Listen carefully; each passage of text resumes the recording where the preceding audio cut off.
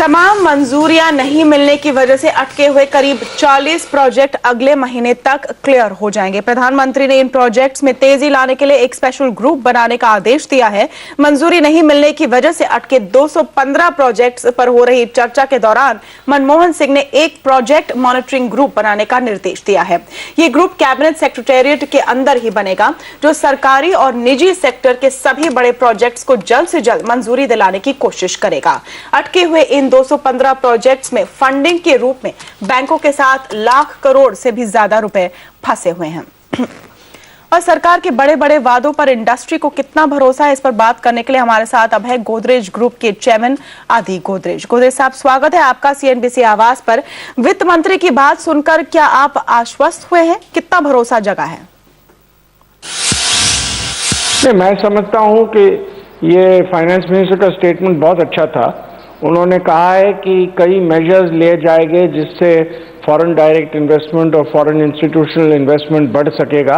सेबी भी कोई अनाउंसमेंट्स करेगी और मैं समझता हूं कि 1 से 2 हफ्ते में ये अनाउंसमेंट्स आ जाएंगे। इससे करंट अकाउंट डेफिसिट कंट्रोल अच्छी तरह आ जाएगा और उससे मैं समझता हूं कि रुपी अप्रिसिएशन भी आ जाएगा। मैं समझता हूं कि 2-3 हफ्ते में रुपी वापस डॉलर के बराबरी में लगभग 55 तक पहुंच जा सकता है। ये अब डिप्रिसिएशन हुआ है, वो एग्जैजरेटेड रिएक्शन है और मैं समझता हूं कि नॉर्मल सी रिस्टोर की जाएगी 2-3 हफ्ते में। लेकिन गोदरेज साहब, लटके हुए प्रोजेक्ट्स आप यहां पर किस तरीके से देखेंगे? कोई खास प्रोग्रेस नहीं दिखती है इनमें। आपका अनुभव क्या कहता है कि ये पूरे होंगे?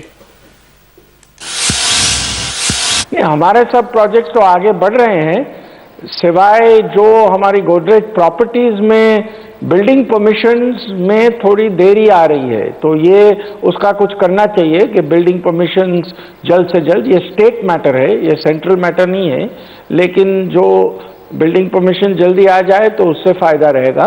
और मैं ये एक्सेप्ट करता हूं कि बहुत प्रोजेक्ट अटक गए हैं क्योंकि एनवायरमेंटल क्लियरेंस, दूसरे क्लियरेंस में देरी हो रही है। Ease of doing business, India की रैंकिंग बहुत कम है। ईज ऑफ डूइंग बिजनेस बढ़ाना चाहिए, उस पर बहुत ध्यान देना चाहिए। कोई बड़े प्रोजेक्ट्स में जो सीसीआई प्राइम मिनिस्टर की चेयरमैनशिप में फॉर्म की गई है, उसने क्लियर किए हैं और भी क्लियर करना चाहिए। और इतने बड़े प्रोजेक्ट्स नहीं, पर रिलेटिवली छोटे प्रोजेक्ट्स में भी किस तरह क्लियरेंस जल्दी हो जाए, उस पर जो ध्यान दे गवर्नमेंट, तो और भी फायदा रहेगा।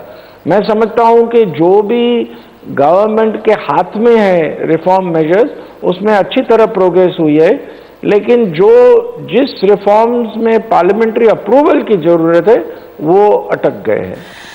लेकिन गोदरेज साहब, क्या उतनी एपेटाइट है? जैसे 2 बड़े सेक्टर में एफडीआई खुला, लेकिन अब तक सिर्फ एक ही डील हुई है। नहीं, जब भी एफडीआई में लिबरलाइजेशन जो आए तो जरूर थोड़े महीने लगेंगे, जब तक लोग स्टडी करेंगे, स्टडी करके डिसाइड करेंगे। उनकी बोर्ड मीटिंग होनी चाहिए, बोर्ड मीटिंग में पास होना चाहिए। ये कुछ ओवरनाइट नहीं हो सकता है। तो मैं समझता हूं कि रिटेल एफडीआई में भी कोई अमेंडमेंट्स लाने पड़ेंगे क्योंकि बहुत ओनरस कंडीशंस रखे हुए हैं। एविएशन एफडीआई भी आएगा। एक ऑलरेडी टाटा के साथ प्रोजेक्ट अनाउंस किया गया है, जेट का डील भी हो रहा है। तो मैं समझता हूं कि इसको थोड़ा टाइम लगता है, ये कुछ ओवरनाइट नहीं आएगी एफडीआई इंक्रीजेस। लेकिन जो एफआईआई में फर्क लाएंगे, गोल्ड इंपोर्ट में रिस्ट्रिक्शंस आएंगे, वो ओवरनाइट उसका असर पड़ेगा। सर, तो आरबीआई तो यहाँ पर रेट घटा रहा है, लेकिन बैंक पास ऑन इसे नहीं कर रहा है। हमने देखा पिछली पॉलिसीज में कुछ यहाँ पर कमी की गई थी, लेकिन फिर भी यहाँ पर ब्याज दरें कम नहीं हुई। नहीं, रिजर्व बैंक को एसएलआर और सीआरआर और भी घटाना चाहिए, तो लिक्विडिटी बढ़ेगी और बैंक रेट्स जरूर घटाएंगे। तो ये हाई इंटरेस्ट, कुछ भी करके इंटरेस्ट रेट घटाना चाहिए इंडिया में, नहीं तो इन्वेस्टमेंट हो नहीं सकता है। जब दुनिया की इंटरेस्ट रेट बहुत कम है तो इंडिया की इंटरेस्ट रेट इतनी ज़्यादा हो के कैसे चलेगा। चाइना के इंटरेस्ट रेट बहुत कम है, अनेक डेवलपिंग कंट्रीज के इंटरेस्ट रेट कम है, डेवलप्ड कंट्रीज के इंटरेस्ट रेट बहुत कम है, और हम आइसोलेशन में काम नहीं कर सकते हैं।